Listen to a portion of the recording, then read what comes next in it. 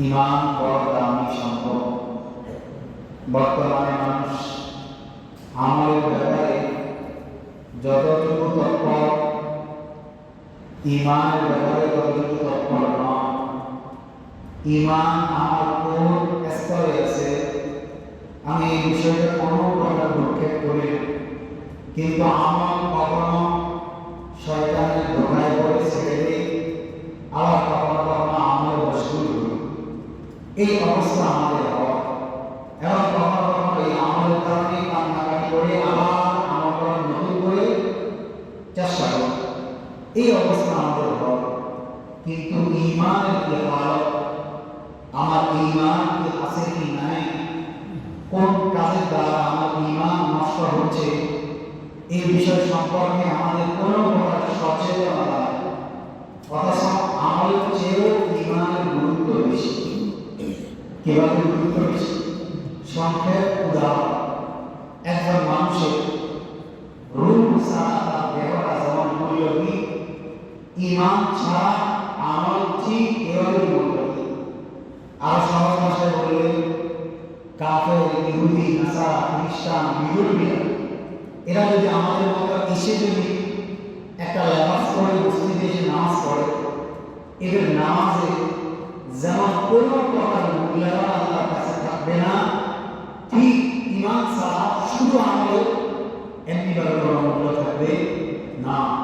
এই জন্য আমলের চেয়েও ইমানের ব্যাপারে বেশি তৎপর হতে হবে। হযরত ওয়াহাব ইবনে মুনাব্বিহ তাবেঈ 24 হিজরিতে জন্মগ্রহণ করে, 114 হিজরিতে ইন্তেকাল করে। এই তাবেঈ যারা নবীজিকে পায়নি, তবে সাহাবাদেরকে পাইছে, তাদের সহচর্য অর্জন করেছে। এই তাবেঈ 24 হিজরিতে ইন্তেকাল। তাবেঈ বলতেছে, আন্নাল ঈমান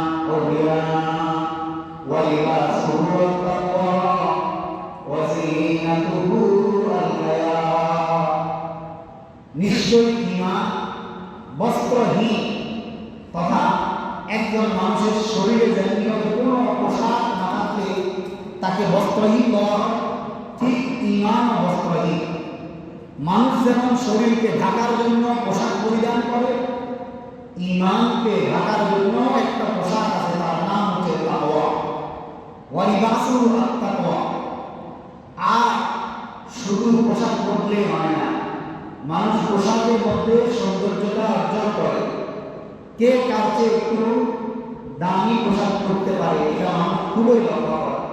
কে কার চেয়ে একটু পরিপাটি পোশাক পরতে পারে, এটা সবাই লক্ষ্য করে।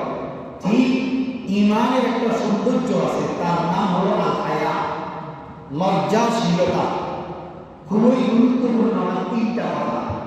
1 নাম্বার ঈমান বস্ত্রহীন, 2 নাম্বার এর বস্ত্র পোশাক হলো তাকওয়া, 3 নাম্বারের সৌন্দর্য হলো আল-হায়া। এই তিনটা জিনিস খুবই জরুরি একজন মুমিনের। শুরুতে বললাম ঈমানের খবর আজকে আমরা নেই না, আমাদের কার্যকলাপের দ্বারা আমাদের ঈমান ভঙ্গ হয়ে যায়। বিভিন্ন সময় কাজ কর্ম ইহুদি, নাসারা, খ্রিস্টানেরও এই সমস্ত কার্যকলাপের কারণে আমাদের ঈমান নষ্ট হয়। এই জন্য ঈমানের দৌলত সবসময় মোবায়ন করা। আমি হয়তো জানি আমি নই, কিন্তু সবসময় কালিমা, ঈমানের কালিমাকে দোহরানো। জাদ্দিদু ঈমানাকুম কাইফা ইয়া রাসূলুল্লাহ কাইফা নুজাদ্দিদু ঈমানানা। সাহাবায়ে কেরামকে নবীজি বলেন সাল্লাল্লাহু আলাইহি ওয়াসাল্লাম, তোমরা তোমাদের ঈমানকে নবায়ন করো। জিজ্ঞাসা করা হয়েছে, ইয়া রাসূলুল্লাহ, কিভাবে ঈমানকে নবায়ন করব? কুলু লা ইলাহা ইল্লাল্লাহ। নবীজি বলেন, ঈমানকে নবায়ন কিভাবে করবা? আল্লাহর একাত্মবাদী স্বীকারোক্তি দিবা। আমি নবী যে আল্লাহর বান্দা, আল্লাহর রাসূল সেটা স্বীকারোক্তি দিবা, তাহলে তুমি মুমিন হতে পারবে। সাথে সাথে ঈমানের এই সমস্ত আবশ্যকীয় বিষয় আমল আছে, সেগুলোকেও আপনি করবেন। তো 1 নম্বর বিষয় ঈমানকে স্বচ্ছ রাখা, আমার কাজকর্মের দ্বারা যেন বিধর্মীদের সাথে আমার নাম মিলে যায়। 2 নম্বর বিষয় বললাম তাকওয়া। পুরা রমজান মাস এর উদ্দেশ্যই হচ্ছে তাকওয়া অর্জন করা। রমজান মাস এখন চলে গেছে, এই জন্য থেকে যেন আমরা গাফিল না। এটাই ছিল তাকওয়ার মাস, তাকওয়া অর্জনের মাস। লাআল্লাকুম তাত্তাকুন, এটা আমরা পূর্বে আলোচনা করেছি।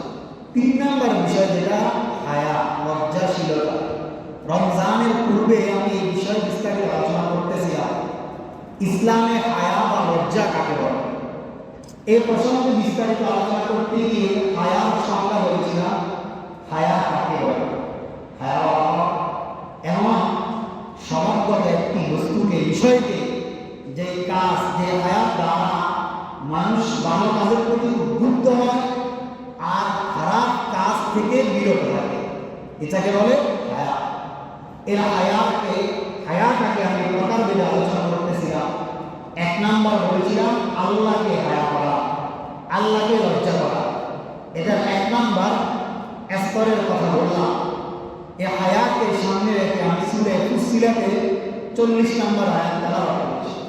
আল্লাহ তাআলা এই আয়াতে বলে, ইন্নাল্লাযীনা ইউলহিদুনা ফী আয়াতিনা লা ইয়াখফাউনা আলাইনা আফামান ইউলকা ফিন-নারি খায়রুন আম্মান ইয়াতি আমিনান ইয়াওমাল কিয়ামাহ ইয়া'মালু মা শি'তুম ইন্নাহু বিমা তা'মালুনা বাসীর। আল্লাহ বলে, ইন্নাল্লাযীনা ইউলহিদুনা ফী আয়াতিনা, নিশ্চয় ইউলহিদুনা ফী আয়াতিনা, যারা আমার আয়াতকে অস্বীকার করেছে, মুখ ফিরিয়ে দিয়েছে, আমার আদেশ থেকে যারা মুখ ফিরিয়ে দিয়েছে। ইউলহিদুনা এলহাদের অনেকগুলা অর্থ আছে, তার মধ্যে একটা অর্থ মুফাসসিরিনে কেরাম করেছে ওয়াজউশ শাইফি গায়রি মুহাল্লিহি, যেই জিনিস যেই স্থানে রাখার দরকার ছিল তার বিপরীত স্থানে রাখাকে বলা হয় ওয়াজউশ শাইফি গায়রি মুহাল্লিহি। আরেক ভাষায় বলা হয় জুলুম। জুলুম তো ওই জিনিসটাই, আপনার থেকে একজন মানুষ যা আশা করেছিল তার বিপরীত তাকে দিলে, উত্তম আচরণের স্থানে তার সাথে কঠোর ব্যবহার করলে। হ্যাঁ, কঠোর ব্যবহার শরীয়তে নাজায়েজ না। স্থানকাল পাত্র বিশেষ জায়েজ আছে, যে অন্যায় করতেছে তার সাথে কঠোর হওয়া এটা শরীয়তের হক। এইখানে চুপ থাকাটা তার উপর জুলুম। যেখানে অন্যায় নাই, অন্যায় ছাড়া আপনি তার প্রতি কঠোর হলে এটা আমার জুলুম। তো বলতেছিলাম আল্লাহ বলতেছে, ইন্নাল্লাযীনা ইউলহিদুনা ফী আয়াতিনা লা ইয়াখফাউনা আলাইনা আফামান ইউলকা ফিন-নারি খায়রুন আম্মান ইয়াতি আমিনান ইয়াওমাল কিয়ামাহ। ও আমার বান্দারা, যারা আমার আদেশের সাথে বিরুদ্ধাচরণ করেছে, যারা আমার থেকে মুখ ফিরে নিয়েছে, আমি আল্লাহ এইসব বিষয় জানি না যে এমন না, তোমাদের সমস্ত বিষয় সম্পর্কে আমি জানি। ইয়ালামু খায়িনাতাল আয়ুনি ওয়া মা তুখফি সুদূর, যাহা নিজের মধ্যে গোপন করা সেই সম্পর্কেও আমি জানি। ইয়ালামু মা তুওয়াসবিসু বিহি নাফসু ওয়া নাহনু আকরাবু ইলাইহি মিন হাবলিল ওয়ারিদ।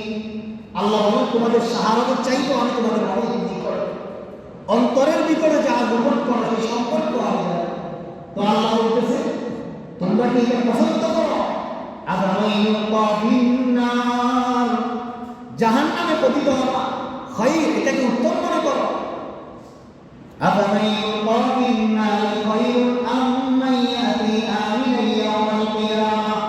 নাকি তোমরা পছন্দ করো যে কাল কিয়ামতের ময়দানে আমি আল্লাহর সাথে ঈমানের সাথে একত্রিত হয়ে যাব? কোনটা তোমরা পছন্দ করো? আজকে তোমাদেরকে আমি ছেড়ে দিলাম দুনিয়ায়, ইয়ামালু মা শি'তুম, যেভাবে ইচ্ছা সেভাবে আমল করো, ইন্নাহু বিমা তা'মালুনা বাসীর। নিশ্চয় আল্লাহ তাআলা আলিমুন বিকুম, তোমাদের সম্পর্কে স্পষ্ট সবকিছু জানে। বাসীর, সমস্ত বিষয়কে অবলোকনকারী। আল্লাহ সবকিছু দেখেন, জানেন, শোনেন। আমাদেরকে ছেড়ে দিয়েছেন, আমরা কে কি আমল। এখান থেকে মুফাসসিরিনে কেরাম হায়া এর ব্যাখ্যা করেছেন, হাদিস টেনেছেন। হায়া এত বড় একটা দৌলত, ঈমানের দৌলত। বলেছিলাম যার হায়া যেই লেভেলের তার ঈমান সেই লেভেল। আজকে দুনিয়াতে যত অপরাধ হচ্ছে, যত প্রকারের বেহায়াপনা, উলল্লাপনা, হ্যাঁ, অশ্লীলতা, সমস্ত কিছু একমাত্র কারণ হায়া। বিসর্জন করা, লজ্জা শরম উঠে যাওয়া। মানুষের লজ্জা শরম যখন উঠে যায়, মানুষ কি করে সে নিজেও জানে। এজন্য হায়া যখন শেষ হয়ে যায়, নিজের মন করা সমস্ত কাজ সে করে। চুরি বলেন, ডাকাতি বলেন, জেনা বলেন, ব্যভিচার বলেন, সুদ, মদ, যত প্রকারের আল্লাহ নাফরমানিগুলো আছে, এগুলা করার একমাত্র কারণ বেহায়া হওয়া। হায়া চলে যায়।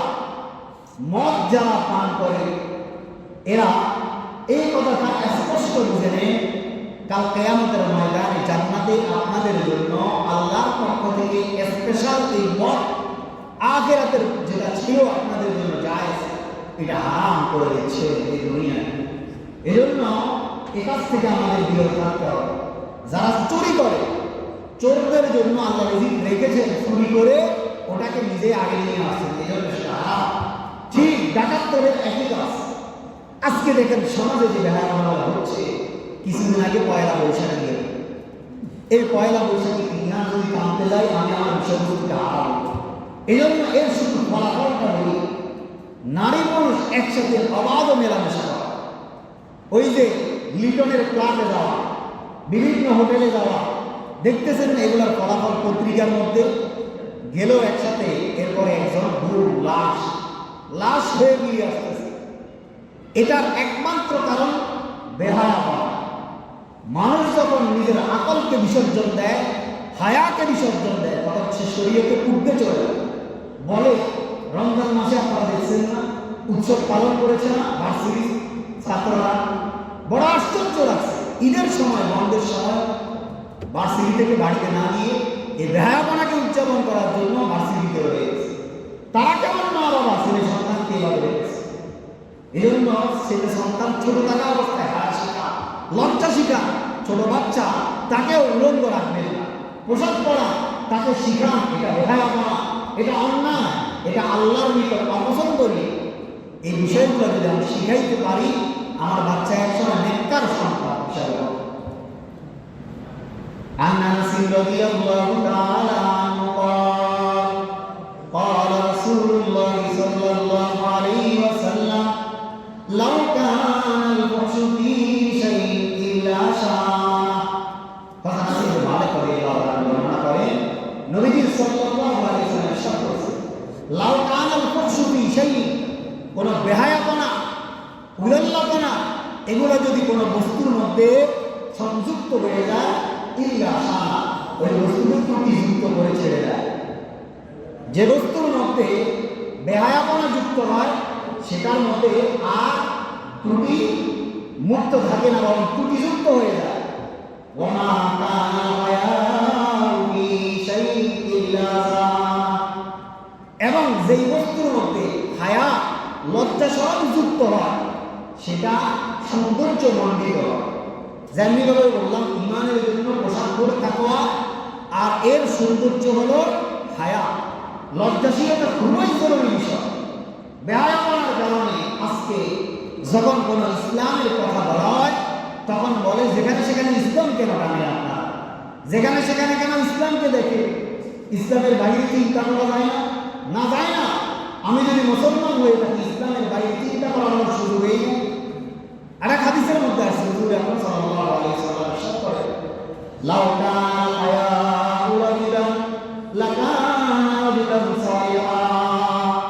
নবী সাল্লাল্লাহু আলাইহি ওয়াসাল্লাম ইরশাদ করেন, হায়া যদি কোনো ব্যক্তির সাথে সংযুক্ত হয়, লাকানা রাজুলান সালিহান, ওই রজুল, ওই ব্যক্তি নেককারে পরিণত হয়। আর ওয়ালাউ কানা আল-ফুহশ রাজুলান, বেহায়াপনা যদি কোনো ব্যক্তির সাথে সংযুক্ত হয়, লাকানা রাজুলুন সু, সে বদকারে পরিণত হয়, ওই ব্যক্তি চূড়ান্ত পর্যায়ে খারাপে পরিণত হয়। এই জন্য বলা হয় যে তোমার হায়াকে তুমি সংযত করো। হ্যাঁ, যদি হায়া না থাকে, আমরা বলি কচু গাছের সাথে পাশে যাও, কচু গাছের সাথে মাছি দিলেও কি কেউ মারা যায়? উদ্দেশ্য কি? এটা কোন পর্যায়ে, এটা বোঝানোর উদ্দেশ্য। এই জন্য হায়াত বিসর্জন না দেওয়া। আব্দুল্লাহ ইবনে মাসউদ রাদিয়াল্লাহু তাআলা ইরশাদ করেন, قال رسول الله صلى الله عليه وسلم إن من كلام النبوة الأولى إذا لم تستحي فاصنع ما شئت। هذا عبد الله ইন্না মিম্মা আদরাকান নাস মিন কালামি নবুওয়া, নবুওয়াতি উলা, আম্বিয়া কেরামদের পক্ষ থেকে যে সমস্ত ইলমগুলা উম্মতরা পাইছে, তার মধ্যে গুরুত্বপূর্ণ একটা ইলম দৌলতুল হায়া। ইদা লাম তাস্তাহি ফাসনা মা শিতা, যদি তোমার হায়া না থাকে তোমার যেভাবে ইচ্ছা সেভাবে তুমি করতে পারো, কোনো বাধা নাই, কোনো কিছু নাই, কেউ কিছু বলবে না।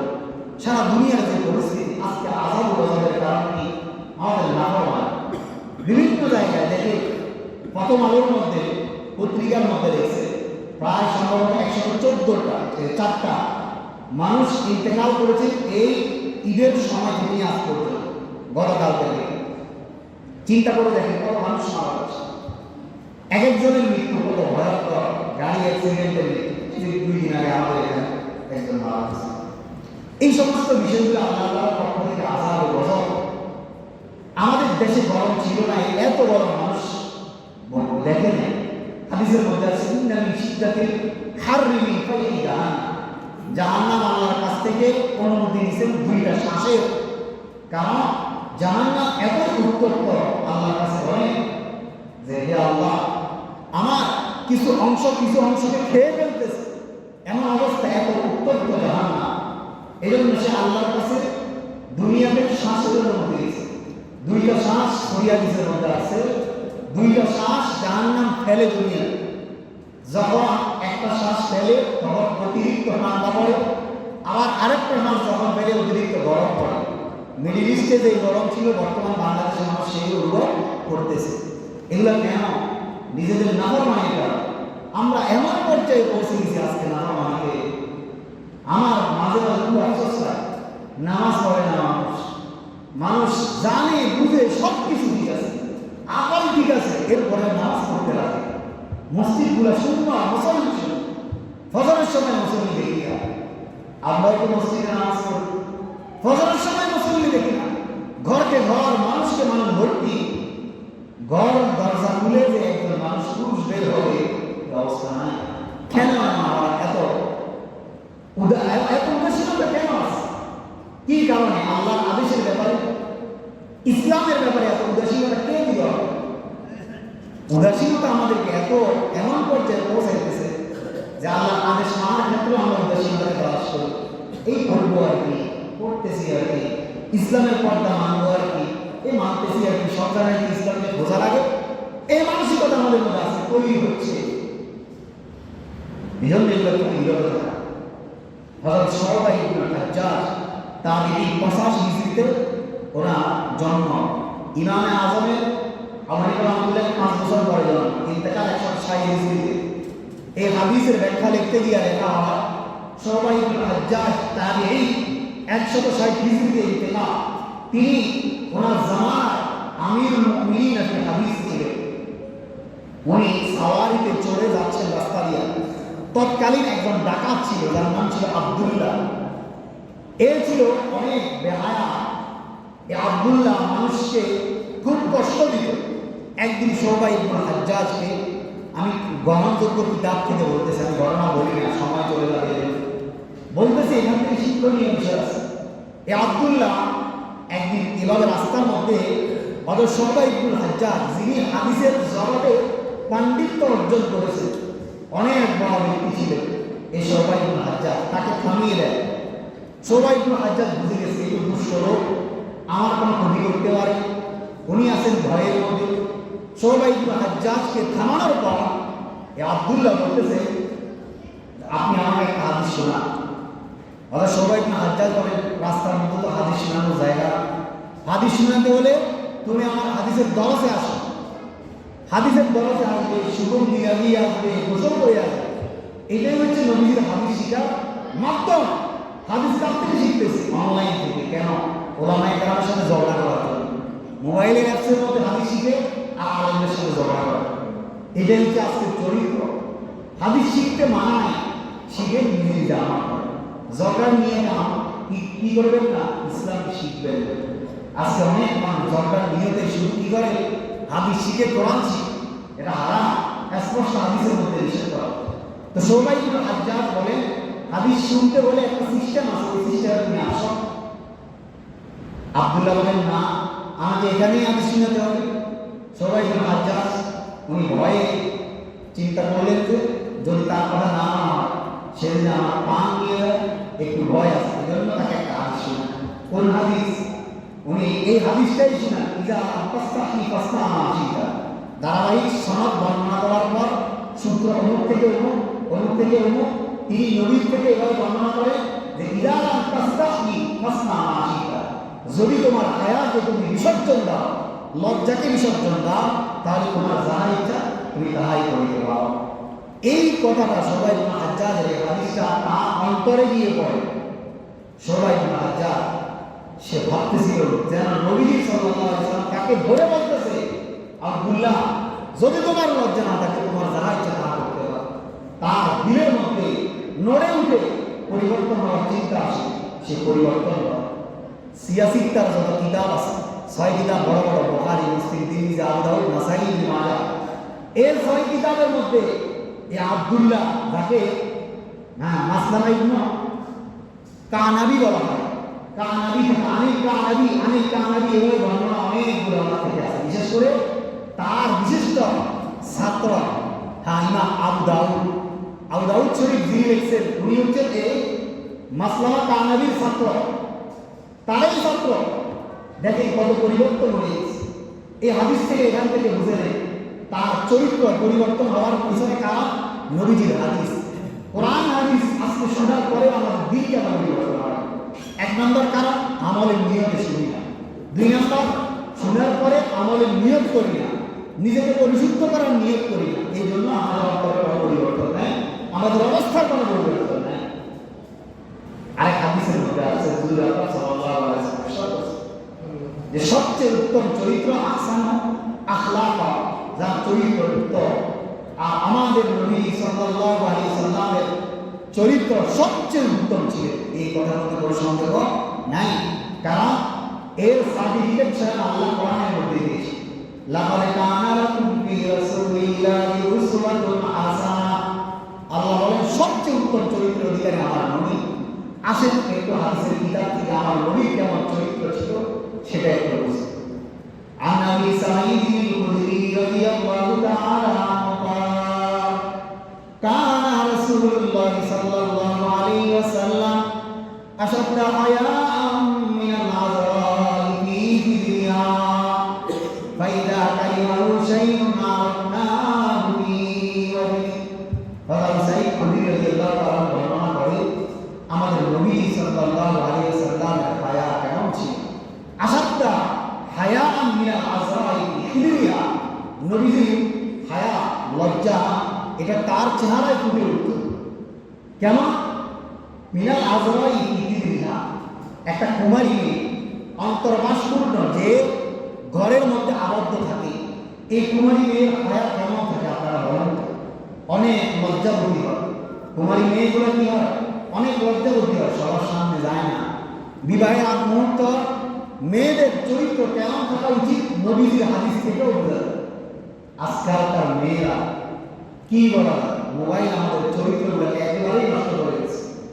হায়া শরম বেশি থাকা দরকার ছিল।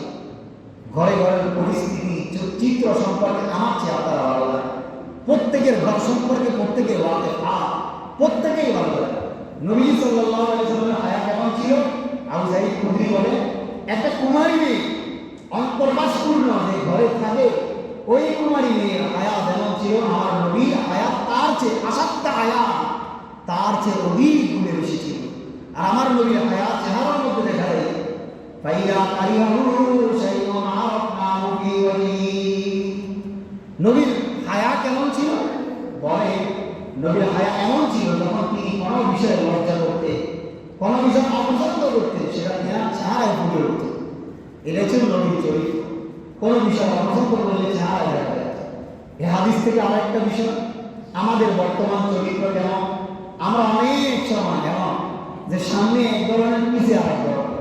আজকে তাজা একটা ঘটনা শোনায়, ফজরের নামাজ পড়ে আমি টিকিট কাটতে যাচ্ছি, একজন মানুষ কোনো সুন্দর গাড়ি দাঁড়িয়ে আছে, তেমন একটা দেখি না, যাইতে যাইতে বলতেছে, আমি ওনার পিছনে ছিলাম, এরপর সামনে আসে জোরে জোরে আরেক মুসল্লিকে বলতেছে, আরে ইমাম সাহেব টাইম বুঝে না, নামাজ পড়ায় সূর্য উঠে যাইতেছে, বললাম আমার হাত থেকে পড়ো। আরেকজন মুসল্লিকে বলতেছে, আমি ওনাকে বললাম আপনি ইমাম সাহেবকে কেন বলেন না, এখানে কেন ঠিক যাইতেছে? বলতেছে বলছি ঠিক হয় না, বলছি ঠিক হয় না। এখন যদি ইমাম সাহেবকে জিজ্ঞেস করা হয়তো তিনি ইমাম সাহেব কিছু বলেও। এই জন্য বললাম আমাদের চরিত্র দুই ধরনের, এক সামনের চরিত্র, পিছনে আরেক চরিত্র। ইমাম সাহেবের সমালোচনা কেন করে? যার পিছনে নামাজ পড়েন তার সমালোচনা কেন করে? ওনার কোনো দোষ দেখলে ওনাকে এসে বলবেন উনি ঠিক হবে, এটাই তো মুমিনের চরিত্র ছিল না। আল মুমিনু মিরাতুল মুমিন, কিতাব বলে মুমিনের আইনের সব। আর যার পিছনে আপনার নামাজ, যিনি আপনি মারা গেলে জানাজাটাও পড়াবেন, তার সমালোচনা করেন। তো বললাম আমাদের চরিত্র আমাদের চেহারায় ফুটে না, চরিত্র সামনে এক ধরনের, পিছিয়ে আরেক ধরনের। খায়ের এই চরিত্র বর্জন করতে হবে, এটা আমাদের থাকা যাবে না।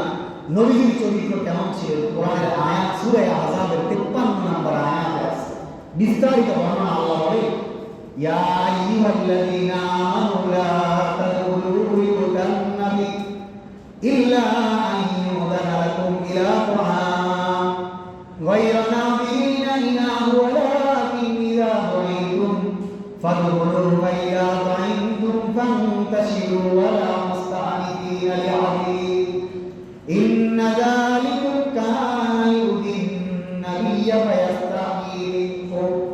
আল্লাহ তাআলা সামাজিক কিছু রূপের কথা এই আয়াতের মধ্যে বলছে। ইয়া আইয়ুহাল্লাযীনা আমানু লা তাদখুলু বুয়ুতান নাবী, হে ঈমানদারেরা নবীর ঘরে তার অনুমতি ছাড়া প্রবেশ করো না। এখানে শুধু নবীর উদ্দেশ্য না, বরং নবীর যত উম্মত আছে সবাই উদ্দেশ্য।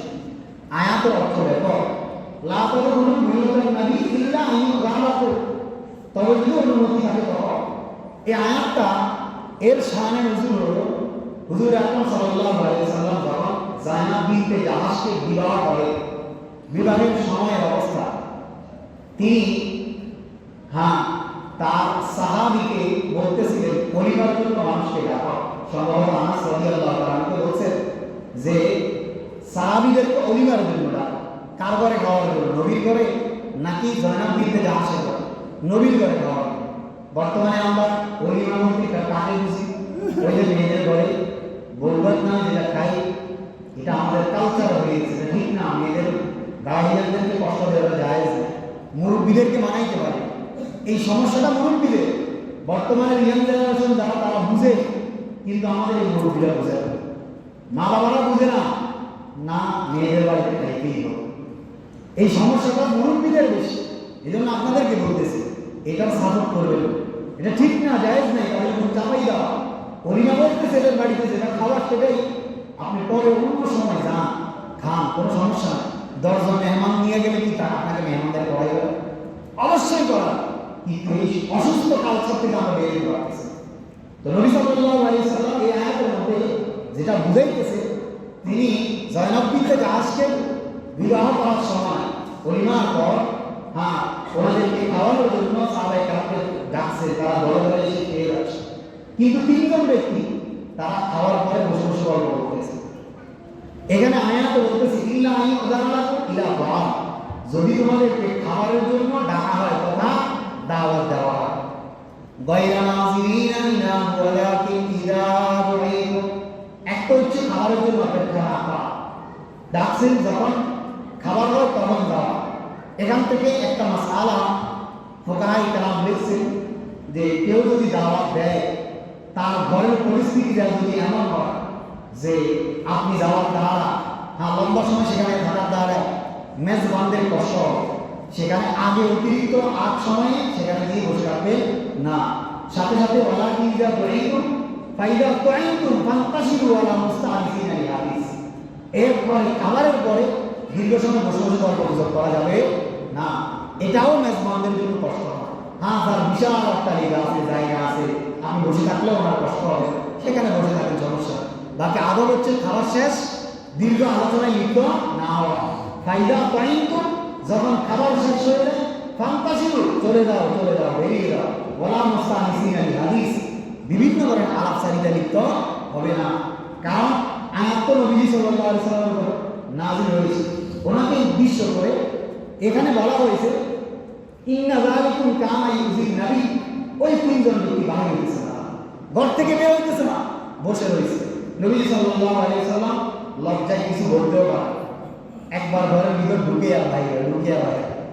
বিরক্ত বাপটা তাদেরকে বুঝাই নেই, মেহমান তো, এজন্য তিনি একবার আমার আয়েশা ঘরে গেলেন প্রথম। এবার আমার আয়েশা সালাম দেওয়ার পর জিজ্ঞেস করছেন, আল্লাহ আপনার প্রতি বরকত নাযিল করুক, আপনি আপনার নতুন বিবিকে কেমন পাইলেন? এরপর এভাবে সব ঘরে যাওয়ার পর আমার আয়েশা মতো সবাই একই বসা করছে। এরপর উনি ঘরে প্রবেশ করলে, এরপর পর্দা বানাইলেন। আল্লাহ বলেন এই কাজটা নবীকে কষ্ট দিয়েছে, ইন্না যালিকুম কানা ইউযিনা ফায়াস্তাহয়ী মিনকুম, নবী তোমাদের থেকে লজ্জা করার কারণে নবী তোমাদেরকে বলে নাই।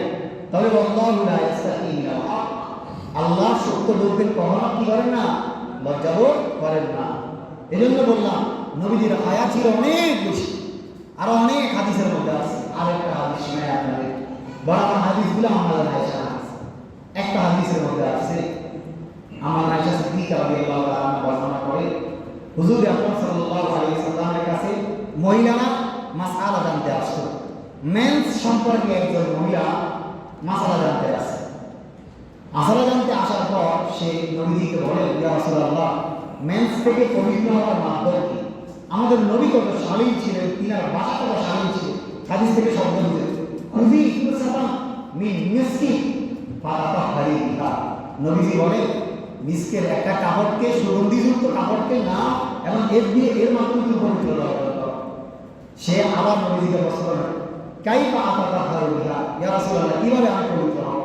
নবীজি আবার একই উত্তর, সে আবারও একই প্রশ্ন করে, নবীজি আবার উত্তর দেয়। তিনবার এভাবে উত্তর দেওয়ার পর নবীজি সাল্লাল্লাহু আলাইহি ওয়াসাল্লাম আস্তাহিয়া, উনি লজ্জাবোধ করেন। আমার আয়েশা তিনি বুঝতে পেরে ওই মহিলাকে ভিতরে ডেকে নিলেন। এরপরে বলেন, তুমি এভাবে পবিত্র হবে। নবী সাল্লাল্লাহু অনেক লজ্জাশীল ছিলেন। আরেক হাদিসের মধ্যে আছে, বিস্তারিত লম্বা হাদিস, আমি সংক্ষেপ করে বলতেছি। আমার আয়েশা সিদ্দিকা রাদিয়াল্লাহু তাআলা বলে, নবীজি ঘরের মধ্যে শোয়া অবস্থায় ওনার কাপড়, আমরা যখন শুই আমাদের অনেক সময় লুঙ্গি ইত্যাদি কাপড় ইত্যাদি উপরে দিয়ে উঠে যায় না, নবীজির কাপড় একটু হাঁটুর উপরে না, এই মাঝামাঝি অংশ খোলা ছিল। সর্বপ্রথম অনুমতি নিয়ে আবু বকর সিদ্দিক রাদিয়াল্লাহু তাআলা আসলে তিনি তাকে আসার অনুমতি দিলেন, কিন্তু নবীর অবস্থার মধ্যে কোনো পরিবর্তন করে নাই। এরপর ওমর রাদিয়াল্লাহু তাআলা আসলেন, তিনি তার অনুমতি দিলেন, তিনিও ঢুকলেন। নবীজি সাল্লাল্লাহু আলাইহি ওয়াসাল্লাম তাদের সাথে কথাবার্তা বলতেছেন। 3 নম্বরে হযরত ওসমান রাদিয়াল্লাহু তাআলা আসার অনুমতি চাইলেন। উনি যখন অনুমতি চাইলেন, বাবা কিতাবের মধ্যে আসছে রাসূলুল্লাহ সাল্লাল্লাহু আলাইহি ওয়াসাল্লাম উঠে বসলেন এবং কাপড় চোপড় ঠিক করলেন। এই চরিত্রটা আমরা আয়েশা রাদিয়াল্লাহু তাআলা দেখেছি। আমরা আয়েশা রাদিয়াল্লাহু তাআলা ওনারা চলে যাওয়ার পর নবী সাল্লাল্লাহু আলাইহি ওয়াসাল্লাম জিজ্ঞেস করেছেন, ইয়া রাসূলুল্লাহ, এই পরিস্থিতি কেন হলো? আপনি আবু বকর রাদিয়াল্লাহু তাআলার সময় পরিবর্তন হন নাই, ওমর রাদিয়াল্লাহু তাআলার সময় পরিবর্তন হন নাই, উঠেও বসেন নাই, ওসমান রাদিয়াল্লাহু তাআলার সময় কেন কাজ করলেন? নবী সাল্লাল্লাহু আলাইহি ওয়াসাল্লাম বলেন, আলা তাস্তাহি মিন রাজুলিন তাস্তাহি মিনহুল মালাইকা, ও আয়েশা, যে ব্যক্তি থেকে ফেরেশতারা পর্যন্ত লজ্জা করে, আমি কি তার থেকে লজ্জা করব না? ওসমান জিন্নুরাইন ওয়া আসদাকুম হায়া, ওসমান বড়, ওসমান রাদিয়াল্লাহু তাআলা অনেক লজ্জাশীল ছিলেন। হাদিসের মধ্যে আছে তিনি সব সময় নিজের চেহারাকে ঢেকে রাখতেন। সব সময় ওনার চেহারার মধ্যে একটা কাপড় থাকতো, চেহারাকে ঢেকে রাখতেন। ওসমান এত লজ্জাশীল ছিলেন। বিশাল একটা ঘটনা আছে, আমি ঘটনা দিকে যাবো না। ওসমান রাদিয়াল্লাহু তাআলা যে শহীদ হবেন, এই সম্পর্কে রাসূলুল্লাহ সাল্লাল্লাহু আলাইহি ওয়াসাল্লাম আগে ভবিষ্যৎবাণ করে গেছে। আল্লাহ তাআলা ওনাকে জানিয়ে দিয়েছে। অনেক বেদনাদায়ক ইতিহাস। ওসমান রাদিয়াল্লাহু তাআলাকে যারা শহীদ করে, এই ওসমান রাদিয়াল্লাহু তাআলার ব্যাপারে নবী সাল্লাল্লাহু আলাইহি ওয়াসাল্লাম কেমন তৎপর ছিলেন। আজকে ওসমান রাদিয়াল্লাহু তাআলা জুমার যে আজান ভিডিওটা 2 আজান দেওয়া হয় না, নবীজির যুগে 1 আজান দেওয়া হয়। উনি কেন আজান চালু করলেন? ওনাকে এই জন্য বেদাতি করে, ওদের মুখ পর্যন্ত কাঁপে না। এই জন্য বললাম সাবধান হন, যারা সাহাবাদের ব্যাপারে কটূক্তি করে, সালাফদের ব্যাপারে যারা বাজে মন্তব্য করে, চোখটা বন্ধ করে তার পক্ষ থেকে সরে যাবে। কারণ সাহাবাদের আমল, আসলাফদের আমল এক পাল্লায় যদি করা হয়, সারা দুনিয়ার মানুষ একজন আপনাদের একজন সাহাবী, নবীজির 110 হিজরিতে সমস্ত সাহাবী ইন্তেকাল করে, সে সাহাবীর নাম আমর ইবনে তুফাইল রাদিয়াল্লাহু তাআলা একজন আপনা থেকে আপনা সাহাবী, নগণ্য সাহাবীকে যদি এক পাল্লায় রাখা হয়, সারা দুনিয়ার সমস্ত বুজুর্গদের আমলকে যদি এক পাল্লায় রাখা হয়, ওই সাহাবী আমলের পরিমাণ পায়ের ধুলার পরিমাণ হবে না। কারণ তিনি সাহাবী রাদিয়াল্লাহু আনহু। আল্লাহ তাআলা মোহর মেরে দিয়েছে কোরআনে যে আমি তাদের প্রতি রাজি, তারা আমার প্রতি রাজি। আচ্ছা, তারা আমার প্রতি রাজি, আল্লাহ এই কথা কেন বলছে? আল্লাহ তাআলা তাদের প্রতি কি পরিমাণ খুশ হয়ে এই কথা। এই জন্য আমাদের নবীর যে চরিত্র, যে হায়া, লজ্জা, কেমন লজ্জাশীল ছিলেন আমাদের নবী সাল্লাল্লাহু আলাইহি ওয়াসাল্লাম। আরেকটা হাদিস শুনে শেষ করতেছে, দীর্ঘ একটা হাদিস।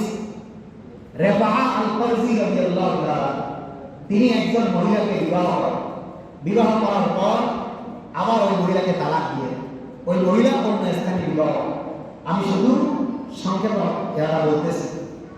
ওই মহিলা দ্বিতীয় স্বামী গ্রহণ করার পর নবী সাল্লাল্লাহু আলাইহি ওয়াসাল্লামের কাছে এসে বলে, ইয়া রাসূলুল্লাহ, আমার যে দ্বিতীয় স্বামী লা ইয়াতিহি, সে আমার নিকট আসে না, অথবা তার জন্য যা আছে সেটা কাহুজাতি চাও তথা কাপড়ের ন্যায়।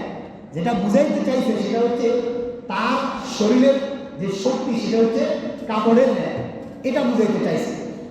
তো নবীজি সাল্লাল্লাহু আলাইহি ওয়াসাল্লামের ভাষা কেমন শালীন দেখে। নবীজি সাল্লাল্লাহু আলাইহি ওয়াসাল্লাম বলেন লা। সে জানতে চাইছিল, ইয়া রাসূলুল্লাহ, আমি যে দ্বিতীয় স্বামী গ্রহণ করেছি তার থেকে কি আমি চলে গিয়ে প্রথম স্বামীকে আবার গ্রহণ করতে পারি, প্রথম স্বামীর কাছে যাইতে পারি? নবীজি সাল্লাল্লাহু আলাইহি ওয়াসাল্লাম উত্তর বলেন লা হাত্তা তাজুকা উসাইলাতাহু ওয়া ইয়াজুকা উসাইলাতাকি। নবী সাল্লাল্লাহু আলাইহি ওয়াসাল্লাম বলেন না, দ্বিতীয় স্বামীর পানি যতক্ষণ না তুমি পান করো আর সে যতক্ষণ তোমার পানি পান করে ততক্ষণ আরেক স্বামী গ্রহণ করা তোমার জন্য কিনা বৈধ না। গত সপ্তাহে বলেছিলাম তালাকের যে বিষয়, বিভিন্ন সময় তালাক আমাদের সমাজে স্বামী স্ত্রী ঝগড়া, তালাকের যে সংখ্যা পরিসংখ্যা আপনারা দেখে গড়ে 60টা থেকে 70টার মতো তালাক হয় ঢাকা শহর। পত্রিকার রিপোর্ট বলে, আমি বানাই বলতেছি। এই পরিস্থিতি আমাদের, কিন্তু লোক জানাজানি নয়, মানুষ জেনে করবে স্বামী স্ত্রীর মধ্যে ঝগড়া হওয়ার কারণে তালাক দিয়েছে। এই জন্য আর হুজুরের দ্বারা হয় না। ওই যে যারা 3 তালাকে 1 তালাক বলে, সুবিধাবাদ ধান্দাবাদ, ওদের পক্ষ নিয়ে কেন সংসার টিকে জেনে শুনে যারা এই কাজ করবে সারা জীবন জেনা হয়ে পড়া দিতে হবে। এই জন্য এমন তালাক যদি কেউ দিয়ে দেয়, 3 তালাক দিয়ে, অথবা 1 তালাক দিছে, 1 তালাক দেওয়ার পর মহিলা তালাকটা যদি সরি হয়, মহিলার 3টা মেন্স অতিবাহিত হওয়ার পর তাকে এর আগে যদি গ্রহণ না করে তখন সেখানে তাদের বিবাহ সম্পর্ক কি হয়ে যায়, ছিন্ন হয়ে যায়। আর তালাকে কেনাইয়া দিলে তৎক্ষণাৎ, তালাকে বানিয়ে দিলে তৎক্ষণাৎ বৈবাহিক সম্পর্ক কি হয়ে যায়, ছিন্ন হয়ে যায়। তো কোন শব্দের দ্বারা তালাকে সরি হয়, স্পষ্ট তালাক হয়, কোন শব্দের দ্বারা তালাকে কেনাইয়া হয়, তালাকে বানিয়ে হয়, এগুলো ওলামায়ে কেরাম বুঝবে। এই জন্য নিজেদের মধ্যে কোনো ঝামেলা হলে লিখিত আকারে, ওয়াকায়ে কেরামের উসুল হচ্ছে লিখিত আকারে তালাকের মাসালা পেশ করা। এই জন্য তালাকের মাসালা মুখে বলা নিষেধ। আজকে তো আল্লাহ মাফ করুক, অনেক মৌলবী তালাক সম্পর্কে জানে না, নিজেদের ইজ্জত বাড়ানোর জন্য তালাকের মাসালা বলে দেয়। আমাদের কাছে বিভিন্ন সময় এমন বলে যে অমুকে বলেছে তালাকের এই মাসালা। আপনি যতই জানেন, যারা এই ক্ষেত্রে পারদর্শী তাদেরকে মাসালা দিতে দেয়, বিপদে ফালিয়াতাবাদু আমা কালামু মিনান নার। তো বলতেছি যে আপনার কাছে জিজ্ঞেস করবেন না যে এই মাসালা, তালাকের মাসালা নবী সাল্লাল্লাহু আলাইহি ওয়াসাল্লাম উত্তরটা কেমন? লা হাত্তা তাজুকা ওয়াসাইলাতাহু ওয়া ইয়াজুকা ওয়াসাইলাতা, যতক্ষণ না তোমার পানি সে পান করে আর তুমি তার পানি পান করো ততক্ষণ তোমার জন্য প্রথম স্বামী বৈধ হবে না। নবীজি কত শালীন ছিলেন, তার আচরণ, তার ভাষা, তার জবাব, এটার প্রমাণ। এজন্য নবীজি সাল্লাল্লাহু আলাইহি ওয়াসাল্লামকে আমরা ভালোবাসি। আমরাও নিজেরাও নিজেদের মধ্যে লজ্জাশীলতাকে বাড়াই দেওয়া, হায়া করা, কোনো কাজ করার সময় চিন্তা করা এখানে হায়া আছে কতটুকু, ওই পরিমাণ আমাদের সচেতন হওয়া। মা বোনরা বেশি হায়া করা, পুরুষরা তো হায়া করবেই, মা বোনরাও হায়া করা। মা বোনরা পর্দার বিষয়গুলো যেন কোনো প্রকার অবহেলায় না যায়। আমার যুবতী বোন, আমার যুবতী মেয়ে যেন কখনো বোরকা ছাড়া ঘর থেকে বের না হলে আপনি দায়িত্ব হবেন, আল্লাহর কাছে জিজ্ঞেস করবেন, জাহান্নামী হবেন। এই জন্য সাবধান হওয়া। ছেলে সন্তান শুধু জন্ম দেওয়া বড় কথা না, ছেলে সন্তানের সঠিকভাবে লালন পালন করা এটাও মা বাবার দায়িত্ব। এবং জাহান্নামী হতে হবে, যেন সাবধান হও। যুবতী মেয়েগুলোকে ঠিক করার জন্য আগ থেকে ছোট থাকা অবস্থায় এদেরকে শালীনতার মধ্যে আনে, এদের পোশাক পরে শালীনতার মধ্যে আনে। ছোট অবস্থায় এমন পোশাক না পরানো যার মধ্যে অশালীনতার প্রকাশ পায়। এই জন্য ছোট অবস্থায় তাকে শালীনতা শেখান, মেয়েদেরকে শালীনতা শেখান, ছেলেদেরকে শালীনতা শেখান, আদব শেখান। এই হায়ায়ের আরেকটা বিপরীত নাম হলো, বিপরীতে নাম আদব। আদব যার যত বেশি, হায়া তার তত বেশি। আদব যার কম, হায়া তার কম। আর যে ব্যক্তি থেকে মান পাল্লা হায়া, কিতাবের মধ্যে লিখছে যার হায়া কমে যায় তার কাসুরা গলাতুন, সমস্ত ভুল ভ্রান্তিগুলো বেড়ে যায়, অপরাধ বেড়ে যায়, আল্লাহর নাফরমানি। এই জন্য হায়া যাতে আমাদের কোনো অপরাধের বিসর্জন না হয়, প্রত্যেকে চেষ্টা করবো যত প্রকার অপরাধ হইল হায়া কমে যাওয়ার কারণে হায়াকে ধরে রাখার চেষ্টা করবো ইনশাআল্লাহ। এর বাকি আরো ধারাবাহিক আলোচনা করা হবে ইনশাআল্লাহ। আল্লাহ তাআলা আমাদেরকে হায়া সম্পর্কে যে আলোচনা হয়েছে আমাদের প্রত্যেককে এই অনুযায়ী আমল করার